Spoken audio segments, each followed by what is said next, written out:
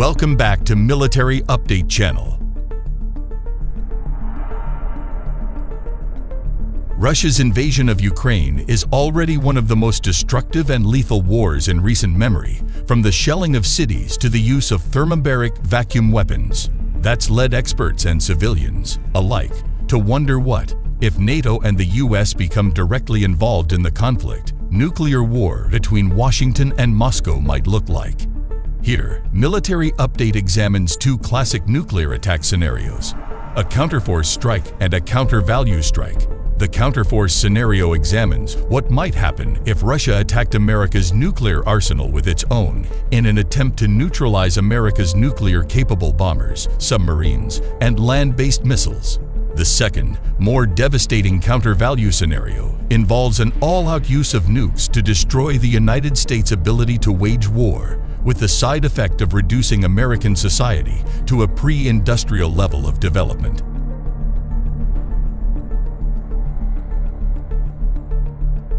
Before we begin, we should note that neither of the scenarios is likely to occur in our lifetimes. Unlike conventional war, nuclear war is not something that happens out of the blue. Both the United States and Russia believe that a nuclear war is not winnable and should never be fought. Both countries also subscribe to a policy of assured destruction, meaning any attack on either nation would result in the attacker's destruction. Assured destruction is a powerful disincentive to using even just one nuclear weapon, let alone using hundreds in an apocalyptic attack. Still, nuclear war is not impossible. The United States has been steadfast in its refusal to become directly involved in the Russo-Ukrainian war, and for good reason. Under Article 5 of NATO's founding treaty, Washington has extended the protection of its nuclear umbrella to NATO nations, which means the US would treat a nuclear attack on those countries in the same way it would an attack on American soil. In other words, it protects them by promising to retaliate in kind to any nuclear strikes on their territory.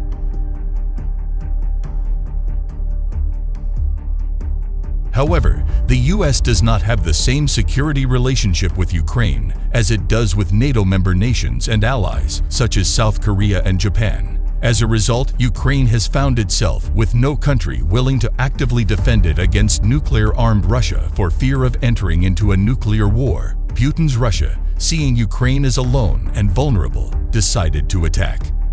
In our scenario, the President of the United States has ordered the US military to intervene on Ukraine's behalf, destroying Russian ground forces units in the field and downing Russian fighter jets. 5 US Army brigades, backed up by fighters, bombers, and cruise missiles, drive from Poland to Kiev, then on to Donetsk. The intervention threatens to upset Putin's chessboard and injects a new force into the conflict that could beat Russia's army in the field.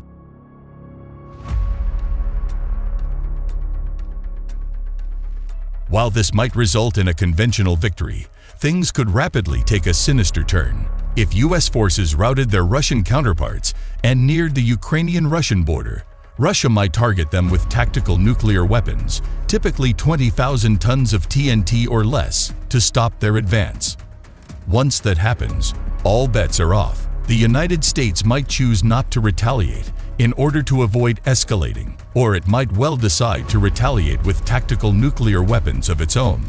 At that point, either side could opt to massively escalate, reasoning that the first side to use larger, more powerful strategic nuclear weapons could gain a survival advantage over the other, launching a first strike so devastating it destroys most of the enemy's strategic arsenal.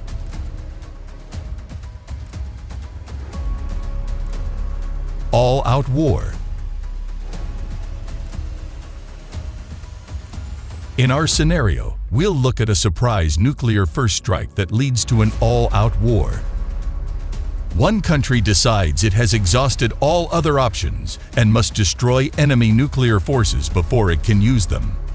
We'll assume Russia strikes first. US Strategic Early Warning Forces abruptly detect SS-19 intercontinental ballistic missiles, ICBMs, each loaded with a nuclear-armed Avangard hypersonic glide vehicle, launched from silos near Orenburg, Russia. The 6 hypersonic weapons are not particularly accurate but loaded with devastating 2 megaton warheads, 2 million tons of TNT, so there's no need for pinpoint precision.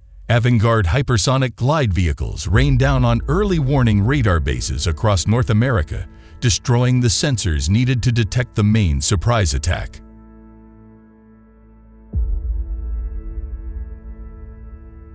Moments later, Russia launches its entire force of 304 land-based ICBMs carrying a total of approximately 1,183 thermonuclear warheads. The ICBMs would target America's nukes, including the 400 ICBM silos sprinkled across the western United States, nuclear bomber bases in Missouri and Louisiana, and missile submarine bases at Kings Bay, Georgia, and Kitsap, Washington. Each location would likely receive a minimum of 2 nukes in case the first weapon fails to detonate.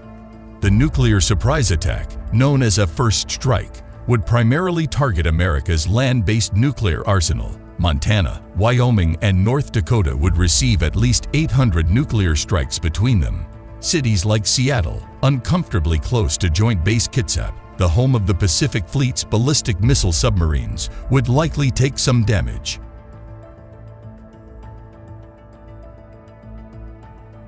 The strike, known as a counterforce strike, would be concentrated away from major population and industrial centers. Places like New York City, the San Francisco Bay Area, and entire regions of the U.S. would be spared. Such an attack would likely kill no more than 20 million Americans and leave much of the country intact. Most importantly, the strike would preserve Washington's ability to communicate with its nuclear forces. Moscow would then open a dialogue with Washington, stating that the bulk of American nuclear weapons, land-based missiles and bombers have been destroyed, but America's infrastructure and cities are still intact. Russia's leadership would then warn that any attempt to retaliate would unleash the rest of the country's nuclear weapons, killing millions more and destroying the U.S. as a military, political, and economic entity.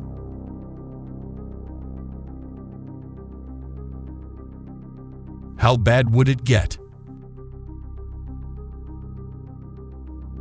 At this point, the United States could surrender and face an uncertain future, or it could fight back. Fighting back would mean launching what remained of its ICBMs and any bombers that survived, using them to hunt down remaining Russian nuclear weapons. Bombers are particularly useful in this situation, as they could be used to actively hunt down what remained of Russia's ICBMs, particularly those like the SS-27 mounted on 16-wheeled missile transport trucks. The Navy would begin hunting Russian missile submarines, including those that might be parked off the east and west coasts of the U.S., armed with nuclear-tipped cruise missiles.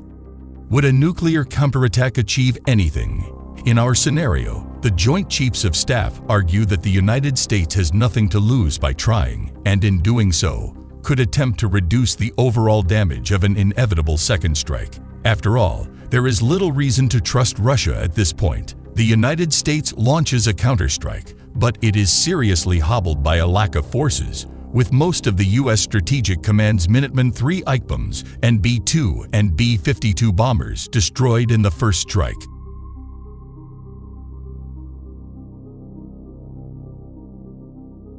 Russia launches the remainder of its nukes, this time with an eye toward the destruction of anything that could contribute to the war effort. The strike targets America's remaining military bases, industry, energy, communications, and transportation facilities, practically anything that makes 21st century life worth living. Cities are not targeted as population centers, but buildings, complexes, and other facilities inside them would be destroyed without mercy.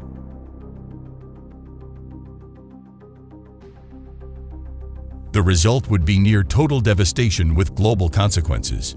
An attack on just one city in the U.S. could cause fatalities in the hundreds of thousands and just as many injuries. Tara Drozdenko, director of the Global Security Program at the Union of Concerned Scientists, tells Popular Mechanics, fires generating soot could block sunlight, possibly for decades, causing global cooling and shortening growing seasons, causing worldwide food insecurity.